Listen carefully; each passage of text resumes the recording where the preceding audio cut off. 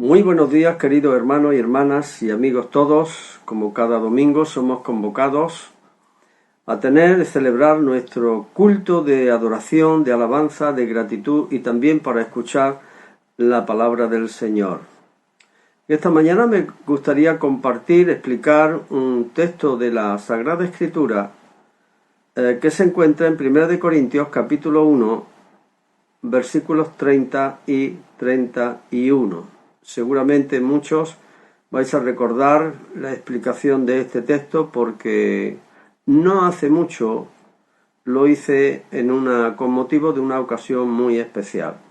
Pero pienso que hay tanto contenido y tanta sabiduría de parte del Señor en estos dos versículos, en estas palabras, que creo que merecía la pena repetirlo nuevamente. Se encuentra, como dije, en 1 Corintios capítulo 1, versículos 30 y 31.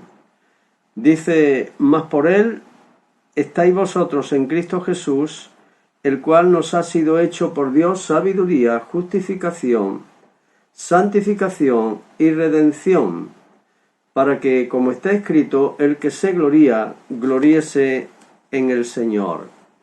Todo el pasaje, si lo contextualizamos, comienza principalmente desde el versículo 18 y efectivamente hasta el versículo 31 y habla de la salvación, de cómo nos salvamos y a través de quién o de qué. La salvación, por otra parte, es un tema que ha preocupado siempre al ser humano desde la caída en el pecado de nuestros primeros padres, Adán y Eva. No es solamente el saber que existe un ser superior, un ser creador, que creó todas las cosas y al cual llamamos Dios, sino la forma de conocerle y poder llegar a él, la forma en la cual a través del conocimiento de Dios también podemos resolver el misterio de nuestra vida y de nuestro destino eterno, el sentido de la vida, el propósito de la vida y nuestro destino eterno, si es que tenemos un destino eterno. Esto es algo que ha angustiado y angustia a millones de hombres y mujeres a lo largo y ancho de la historia de la humanidad. Entonces, en el contexto del pasaje leído, tenemos dos grandes grupos. Uno, el pueblo de Israel, judío, el pueblo judío. Otro, los llamados gentiles, que pertenecían a la cultura grecorromana y aún más allá. Todos los pueblos que no pertenecían al pueblo de Israel eran conocidos como los gentiles, eran llamados los gentiles, las gentes, más allá de nuestras propias fronteras. Unos tenían a gala el haber recibido de Dios lo que otros pueblos no tenían, en este caso el pueblo de Israel, que había recibido la ley divina y una historia de milagros liberadores a favor del pueblo de Israel. Mientras que otros trataban de buscar a Dios, en este caso los griegos, y trataban de buscar a Dios y la respuesta a la vida a través de la sabiduría. De ahí el nacimiento de las escuelas filosóficas en la antigua Grecia. Sin embargo, Dios tiene su propia respuesta. Y el apóstol Pablo se encargó de dar esa respuesta. No en él porque estuviera en él esa respuesta, ni tampoco lo hizo por él mismo como una cosa particular y personal del mismo, sino porque la recibió juntamente con los demás apóstoles de parte del Señor Jesucristo de forma directa. Por eso escribió en 1 Corintios capítulo 1, el mismo contexto donde hemos leído las primeras palabras, versículos 21 y 24, dice: por eso Dios ha decidido salvar a los creyentes por medio de un mensaje absurdo, un mensaje de locura, un mensaje tonto, porque unos buscan milagros, en este caso los judíos buscaban señales, mientras que otros buscan sabiduría. Pero tanto para unos como para otros, Cristo es el poder de Dios y la sabiduría de Dios. Y continúa diciendo: en los versículos 30 y 31 que leímos hace un rato y que me permito repetir nuevamente. Mas por Él, por Dios, estáis vosotros en Cristo Jesús, el cual nos ha sido hecho por Dios sabiduría, justificación, santificación y redención. Cualquier persona que lea estos versículos, todo este pasaje, no va a saber de qué se trata, a menos que se lo expliquen, como dijo aquel etíope eunuco, que dijo: ¿cómo podré entender si alguien no me lo explicara? No quiere decir en todos los casos, pero hay mucha gente que sí. Entonces, vemos que la respuesta a la salvación, la respuesta es Cristo Jesús. Es decir, en el Nuevo Testamento encontramos que Dios ha enviado a su Hijo Jesucristo al mundo como la verdadera respuesta a nuestras preguntas más acuciantes. Dios ha enviado a su Hijo Jesucristo al mundo como el modo y camino para llegar hasta el Padre, hasta Dios el Padre. Por tanto, Dios también ha enviado a su Hijo Jesucristo al mundo como la respuesta a nuestra urgente necesidad de verdadera vida que trasciende a esta misma vida.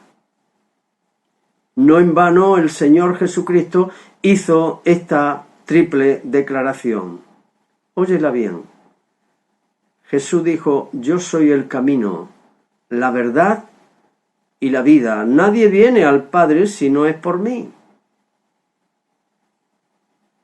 Pero cuando el apóstol Pablo dice que Dios ha hecho de Cristo Jesús nuestra sabiduría, justificación, santificación y redención, ¿qué quiere decir esto? ¿Qué quiere decir en primer lugar que Cristo nos ha sido hecho por Dios sabiduría? Buena pregunta. Es bueno hacer preguntas al texto bíblico y tratar de contestarlas. Y a veces el mismo texto bíblico no responde, sino en el mismo texto bíblico, más atrás o más adelante vamos a recibir la respuesta. Pues en primer lugar eso quiere decir que ante nuestra condición de ignorante acerca del conocimiento de Dios y de cómo llegar a Él, Dios el Padre nos propone a su Hijo Jesús como la respuesta. Está escrito: a Dios nadie le vio jamás.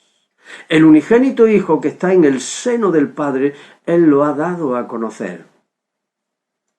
Por tanto, Jesús es la puerta por donde podemos entrar al verdadero conocimiento divino. ¿Quieres conocer a Dios? Mira a Jesús. ¿Quieres saber cómo es Dios? Mira a Jesús, estudia a Jesús, sigue a Jesús. Es Jesús la puerta por donde podemos entrar al verdadero conocimiento divino. Y eso quiere decir también que si recibimos al Señor Jesús como nuestro Señor y Maestro, Él mismo será nuestro guía. Él mismo nos tomará de la mano y nos introducirá a la misma presencia del Padre. No sabíamos dónde acudir antes de conocerle a Él, pero cuando le conocimos a Él, supimos que Él era la respuesta a nuestra gran necesidad. No es la filosofía humana ni los grandes conocimientos, con todo y ser muy valiosos. Pero en lo que toca al conocimiento de Dios es la revelación divina que Él dio a través de su Hijo Jesús. Es decir, es Dios anticipándose a nuestra necesidad y revelándose a sí mismo a nosotros en la persona de su Hijo Jesús. Por eso el apóstol Pablo dijo a los creyentes de Corinto, dice: mirad y ved que no hay mucho entre vosotros sabios, sino que a lo necio del mundo eligió Dios para avergonzar a los sabios. Ni hay muchos poderosos entre vosotros, sino que a lo débil del mundo eligió Dios para avergonzar a los fuertes, y a lo menospreciado y a lo que no es, para deshacer lo que es, a fin de que nadie se jacte en su presencia. Por eso, en relación a esto, solo vale lo que Dios ha dicho que vale, no lo que nosotros decimos que vale. Cristo es la sabiduría de Dios y el poder de Dios para llevar a cabo lo que tiene que ver con la revelación de Dios en nosotros y hacerla posible. Y si pudiéramos preguntarle a aquellos que tuvieron un encuentro personal con el Señor Jesús, como María Magdalena o el endemoniado Gadareno, o los mismos apóstoles que los describen a sí mismos, que estaban en una altura académica muy superior a ellos, gente del vulgo y sin letras, ellos no dirían que su encuentro con Jesús, es decir, ellos nos dirían que su encuentro con Jesús les bastó para conocer el verdadero camino de la salvación. Y lo mismo podrían contestar miles y miles de creyentes, comenzando en nuestra propia iglesia.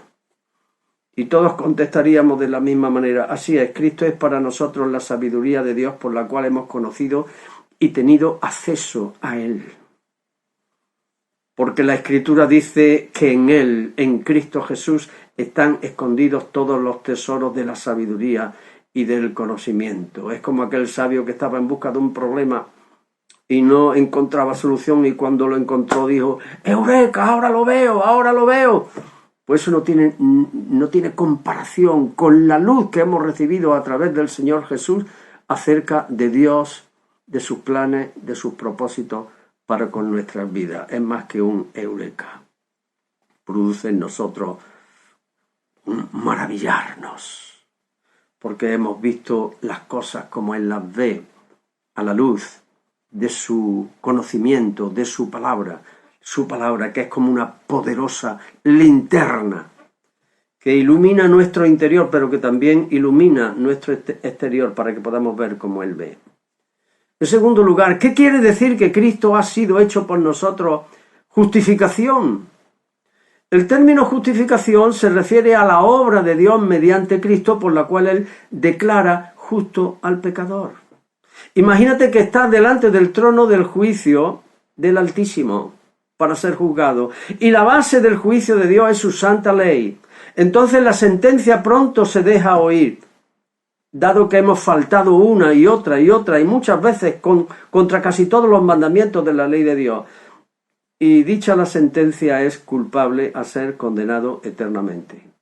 La Biblia lo dice: todos somos pecadores y estamos destituidos, apartados de la gloria de Dios para siempre. Sin embargo, hay uno que se presenta como sustituto, mediador y abogado e intercede a nuestro favor, ocupando nuestro lugar de tal forma que Él es condenado por nosotros y nosotros salimos absueltos y declarados justos. La Biblia nos enseña que eso fue lo que ocurrió en la cruz del Calvario. Jesús se presentó y sufrió la muerte por todos nosotros pecadores. La Biblia dice que Dios estaba en Cristo, reconciliando al mundo consigo mismo, no teniéndoles en cuenta a los hombres sus pecados. Al que no conoció pecado, por nosotros lo hizo pecado, para que nosotros fuésemos hechos justicia de Dios en él. Porque también Cristo padeció, dice en otro lugar, una vez por los pecados, el justo se entregó por los injustos para llevarnos a Dios. Así, en base a la obra de Jesucristo en la cruz del Calvario, Dios acepta el sacrificio expiatorio de Jesús a nuestro favor y en vez de condenarnos, nos justifica. Somos declarados justos siendo pecadores.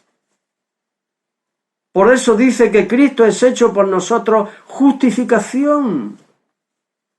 De ahí que al sabernos justificados nos embargue un sentimiento de paz y de gozo indescriptible. Eso fue lo que le pasó a Lutero, que estuvo toda su vida tratando de conseguir el perdón de sus pecados y liberarse de la angustia que tenía por medio de hacer obras, sacrificios, ayunos, oraciones y tantas cosas. Pero fue leyendo la epístola a los romanos que comprendió que él era efectivamente algo que él sabía, un pecador.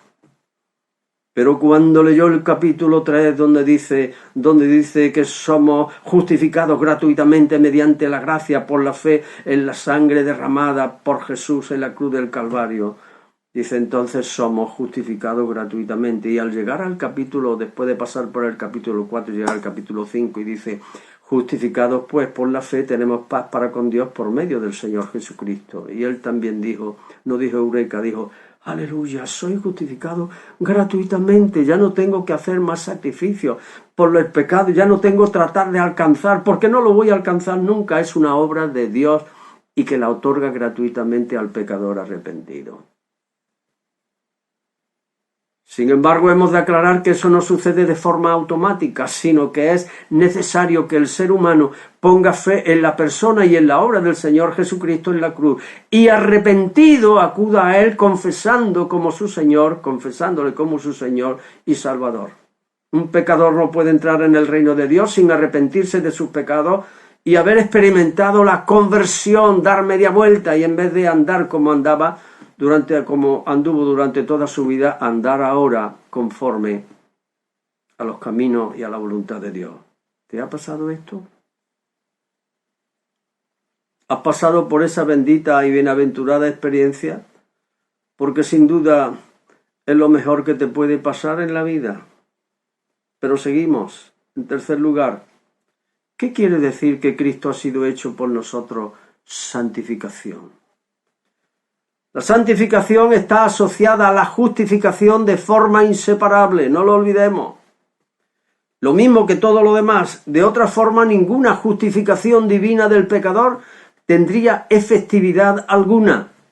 Imagínate por un momento que Dios nos justificara y nos dejara solo con la declaración de justo. Yo te declaro justo. Una vez que saliéramos de su presencia, estaríamos pensando, hablando y haciendo las mismas cosas que hacíamos antes. Y es que si Dios no interviene haciendo algo más, nosotros no tendríamos remedio.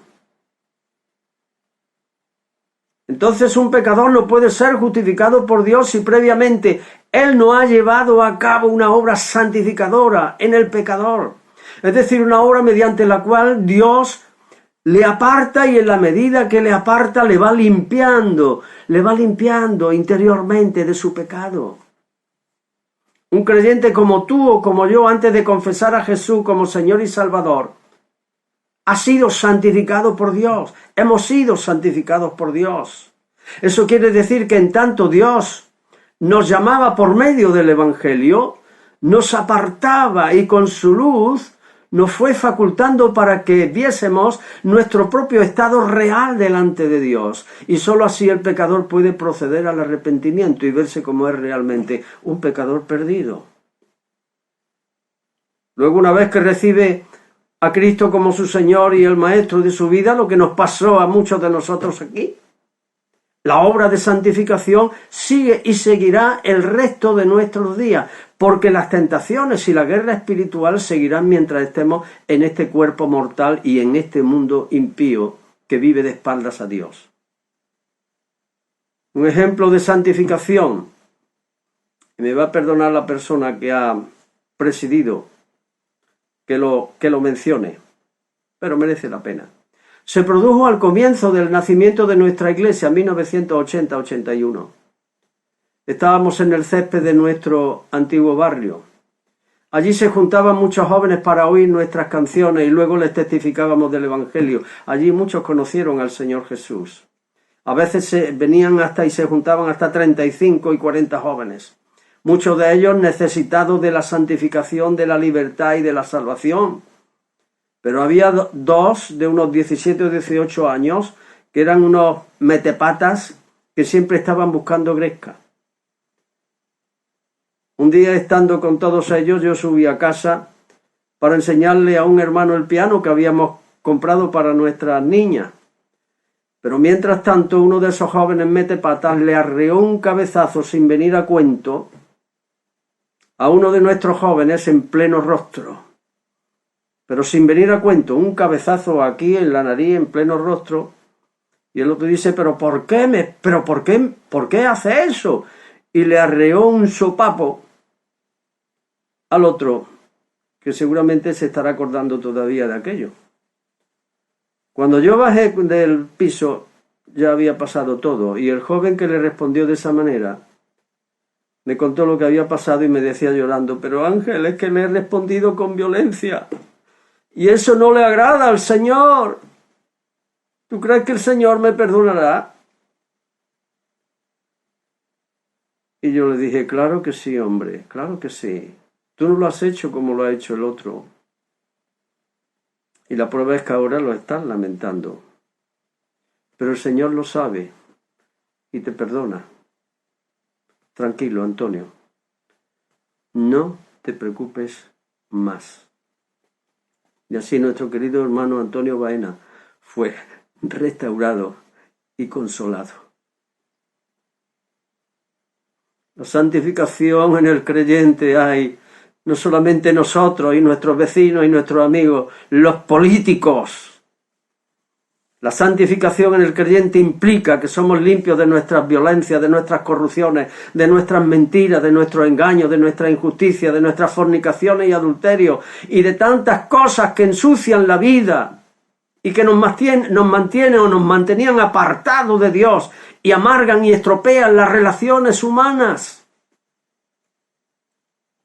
Y si Dios nos ha declarado justos, no es para que sigamos pensando y hablando y haciendo las mismas cosas que antes, sino para que seamos diferentes.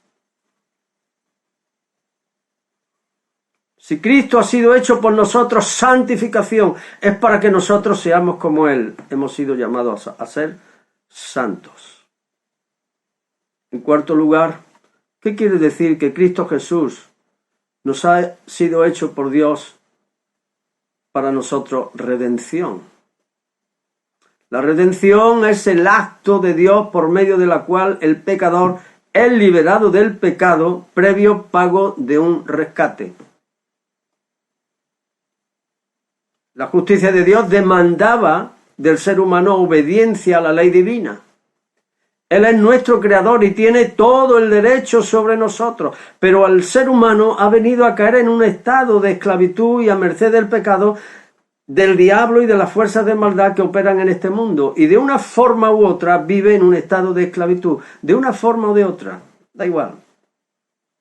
Y aquí entran todo tipo de adicciones y esclavitudes. Esclavitud al dinero, al sexo, a la droga, al alcohol, a la mentira, a la corrupción, a la pornografía y a todo tipo de injusticias y maldades por los cuales nos identificamos los seres humanos. Incluso esclavitudes dentro del marco de la religión, que quizás son posiblemente las peores, y el Señor Jesús las denunció tanto, tanto y tanto. Y en ese estado y condición solo nos espera la muerte, es decir, la separación eterna de Dios, como decíamos antes cuando hablamos de la justificación. Sin embargo, ya hemos dicho anteriormente que Cristo Jesús se presentó por nosotros para pagar por medio de su propia muerte el precio del rescate. Así que podemos hablar de redención, es decir, la compra de nuestra libertad por medio del precio pagado por Cristo Jesús. Para eso Él entregó su propia vida, derramando de su propia sangre hasta la última gota, por nuestra redención. Por eso Él dijo, porque el Hijo del Hombre no ha venido para ser servido, sino para servir y dar su vida en rescate por muchos. Entonces somos libres, rescatados, y en tanto que somos rescatados, somos hechos libres por medio de Él. Y uno que ha sido hecho libre por el Señor Jesús no puede seguir esclavizado a las cosas que antes hacía. Así, de esta manera, el apóstol Pablo nos presenta una serie de doctrinas, 4 aquí: sabiduría, justificación, santificación, redención, y no son las únicas que hay, que nos producen un beneficio tan salutífero, tan bueno, tan liberador, que no en vano él llega a calificar la doctrina cristiana como sana doctrina. ¿Por qué? Porque la doctrina cristiana nos sana hasta lo más profundo. Y si no sana, es que no es sana doctrina, por mucho que muchos hablen de la sana doctrina. Así que, concluyendo, Dios ha hecho de Cristo Jesús para nosotros sabiduría, justificación, santificación y redención. Sabiduría que nos abre el camino para llegar al Padre. ¿Quiere saberlo?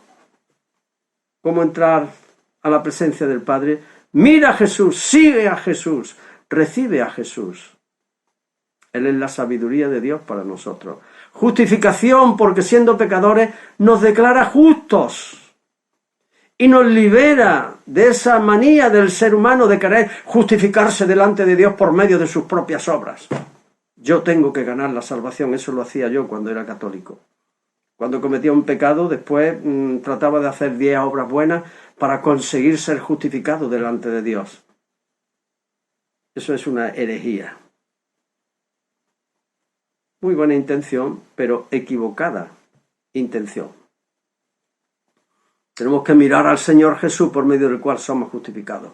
Santificación, para que en tanto que somos declarados justos, somos creyentes declarados justos, seamos apartados y limpiados y no sigamos siendo como éramos. Sed santos. El llamado a los creyentes es: sed santos porque yo soy santo. Y redención, para que conozcamos de forma práctica la verdadera libertad que Dios nos da en Cristo Jesús. No hemos sido llamados a esclavitud, sino a la libertad gloriosa de los hijos de Dios, de la cual ya estamos disfrutando algo de lo mucho que habrá de ser manifestado cuando el Señor se manifieste en su segunda venida. Ánimo, hermanos. Nuestra esperanza es grande, nuestra esperanza es eterna, nuestra esperanza es bienaventurada, nuestra esperanza no se marchita, no se corrompe. Es real, más real que todo lo que podemos ver, pesar, contar, más que lo físico, porque lo que se ve, dice el apóstol Pablo, es temporal, pero lo que no se ve es eterno.